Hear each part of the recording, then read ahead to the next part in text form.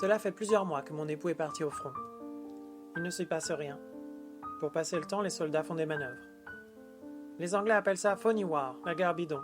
Une mauvaise compréhension a pu donner Funny War, traduit par drôle de guerre. Les Allemands utilisent le terme Sitzkrieg, guerre assise, par opposition à Blitzkrieg, guerre éclair. Comme il ne se passe rien, nos gars s'ennuient. Alors on s'écrit régulièrement avec Germain, mais on ne peut pas tout dire. La censure a refait son apparition. Je reçois certaines de ces lettres découpées ou barrées de grands traits noirs. Pour la sécurité de nos troupes, il ne faut pas que l'on puisse savoir leurs positions exactes. Quand je le peux, je lui envoie un colis. Plusieurs organisations ont été mises en place, comme le colis du soldat. Cette organisation est présidée par le général Franchet d'Espéret. La présidence d'honneur est occupée par le maréchal Pétain.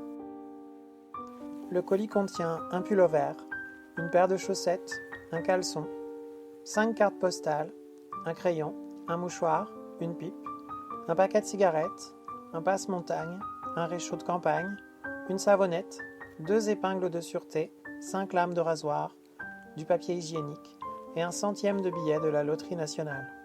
Malheureusement, l'acheminement des nouvelles et des colis est long. Outre le fait que tout passe par l'étape de la censure, un grand nombre de postiers sont mobilisés. Les lettres et les colis s'entassent dans les centres de tri. Pour tromper leur ennui, les soldats ont aussi droit au théâtre aux armées.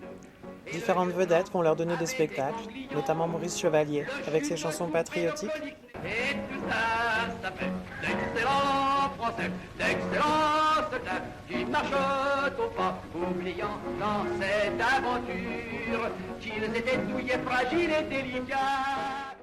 Ou encore Joséphine Baker, comme on a pu le voir aux actualités.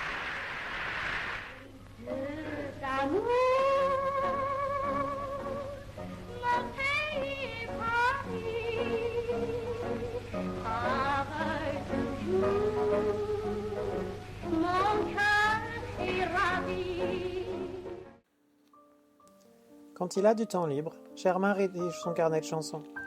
Un de ses camarades lui fait des illustrations. Certaines sont un peu osées. On y voit des femmes pas très habillées, humour de soldat, j'imagine.